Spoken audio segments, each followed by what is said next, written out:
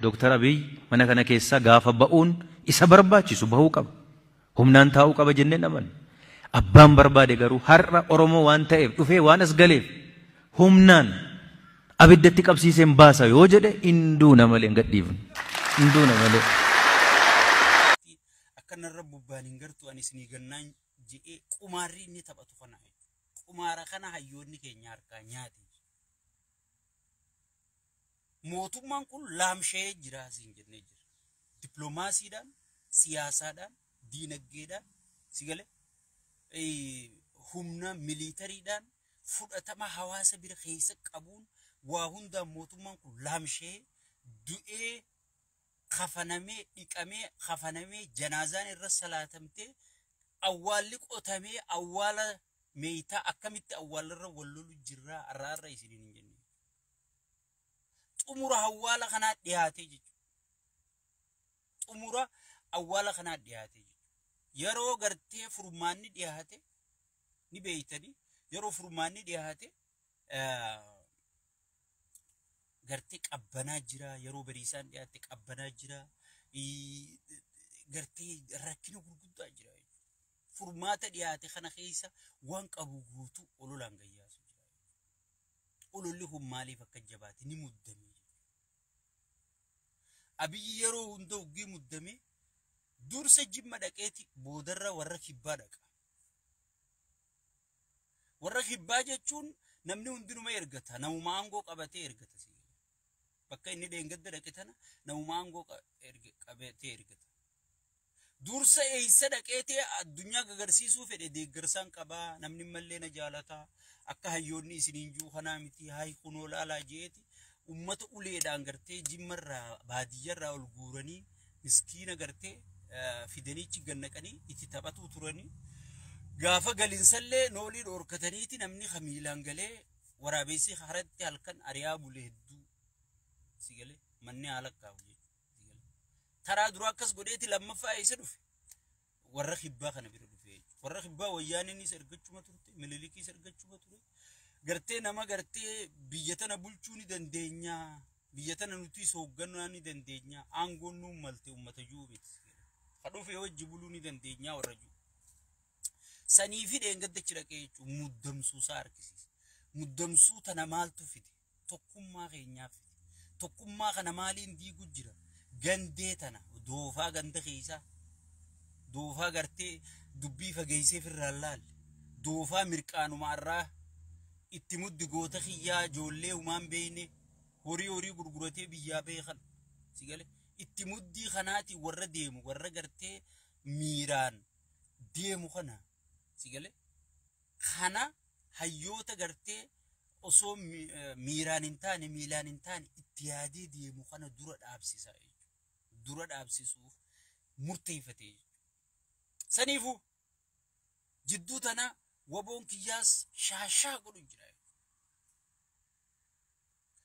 Waboon itti muddinaan gubbaafannoon itti muddinaan TPLF itti muddinaan shaabiyaan itti muddinaan maal fide waboon galuuf deemaa.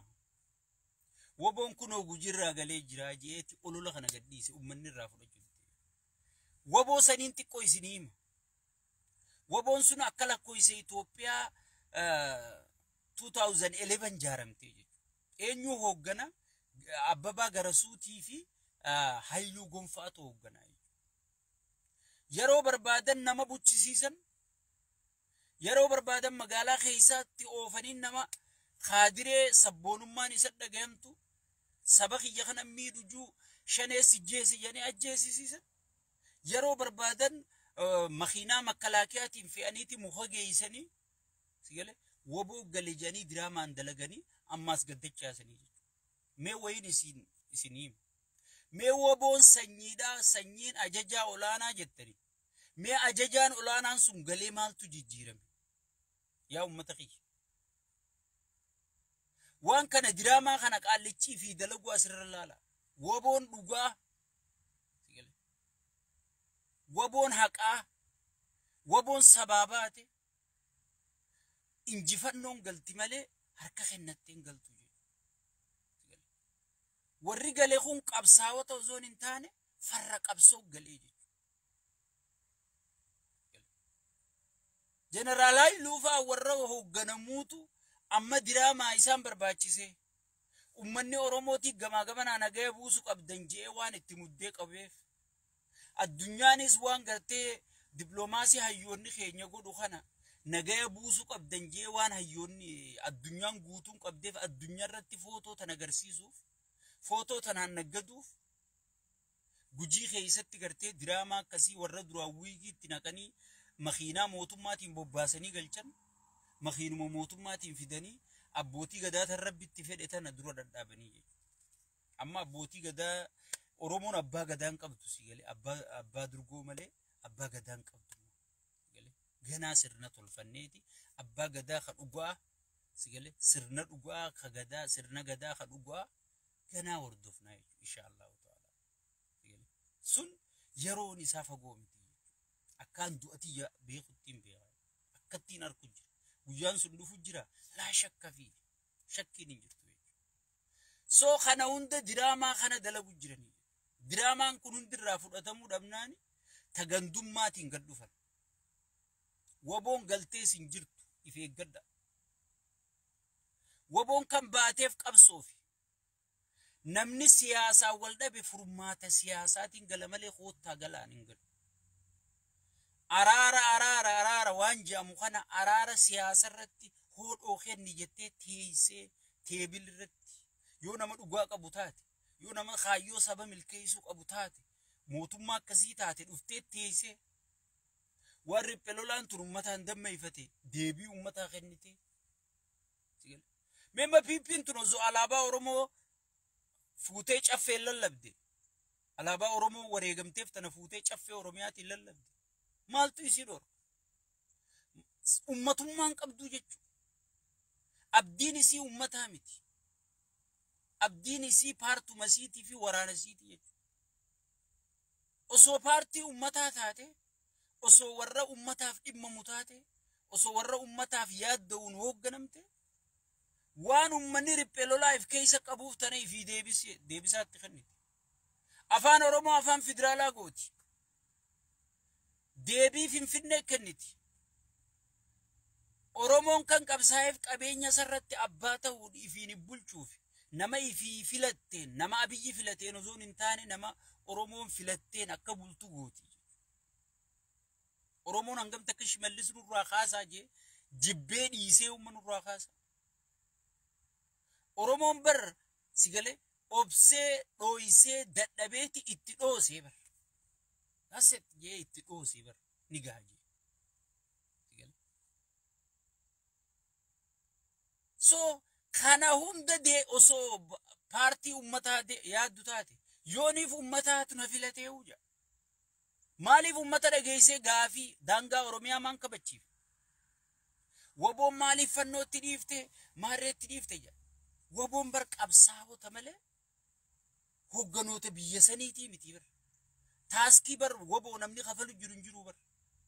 Ummanni bar wanni taaskii kafaluuf. Ummanni wanni gibira kafaluuf. Ummanni wanni buusii milishaa kafaluuf. Ummanni wanni buusii raayyaa ittisa biyyaa kafaluuf akka nageenya kiyya naa eegsisuuf malee akka kursii abiyyi eeguufi miti bar. Sigale. Akka abiyyi mana mililikkeessatti ol eeguufi miti bar. Dubbiin faallaa san kursuma abiyyi eegu nama abiyyi dubbate faarsee bulaatti bobbaasanii arrabsisiisu hayyoota xiqqeessu kammoo isaan harka jiru hidhanii ajjeesu hidhanii afaan qabsiisu akka taayyee kana faa mana hidhan naqu kana ta'ee jechuudha. So waboon gibirri kafalamaaf kaa gibira kafalamuuf jiru ka dirqama daangaa eegsisuu qabu mootummaadha jechuudha.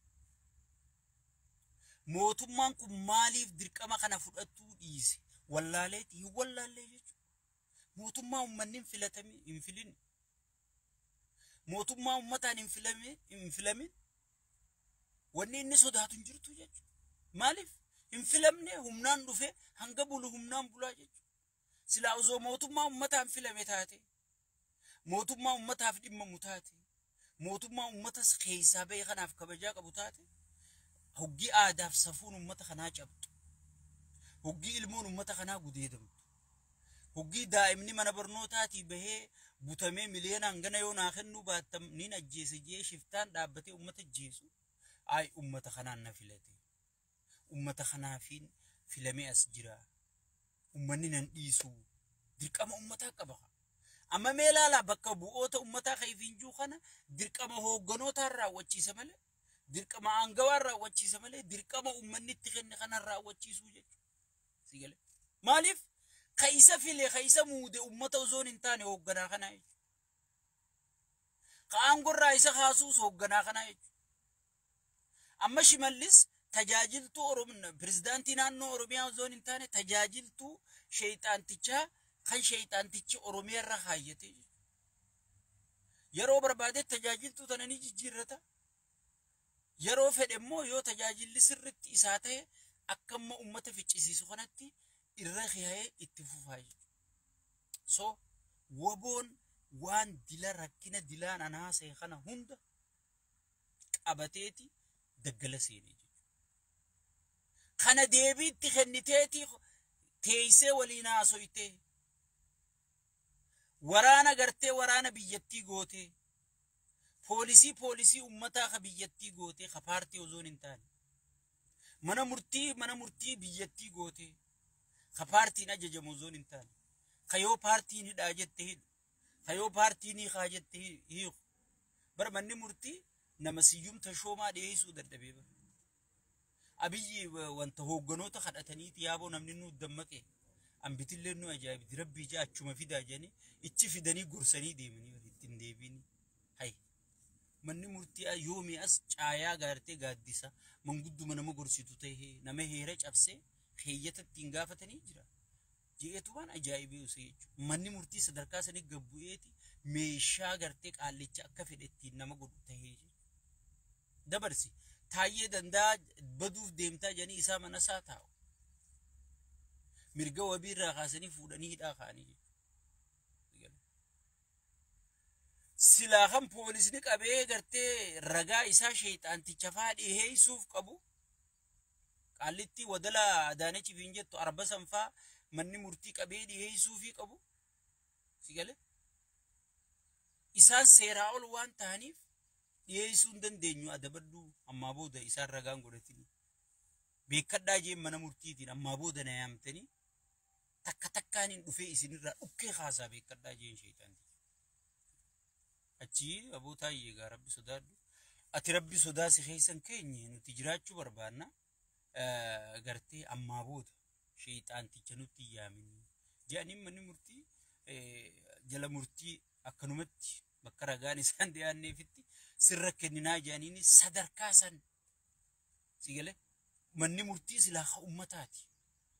Mootummaa yoo ummata balleesse mootummaa fi ummata iddoo heera kanaa jira jechuudha. Heera kanas geggeessaa jechuudha. Kana hunda gartee ka ummataa goonaa paartii irraa baafne wanni woboon qabsaa'uuf kanaaf.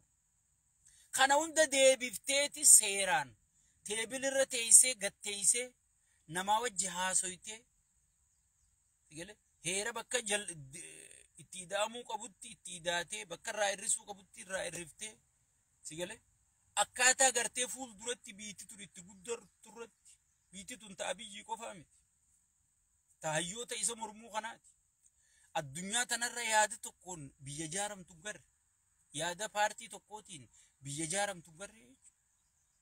Piipii yaadaa hin qabdu barra fakkeenyaaf isin jechuun jira malee isin yaadaa hin qabdu sigale. Ideoloojii takka hin qabdu yaada hin qabdu sigale. Yoo osoon karaa deemuu sheexaanticha manni tokko tole ay mana akkanaa jaaruu qabna jeetuma ammuma eegala yaadni hin jiru sigale. Paartii yaada qabdu miti yaada qabdurraa hin dubbatu sigale. Akkasitti tana hunda heeraa fi seera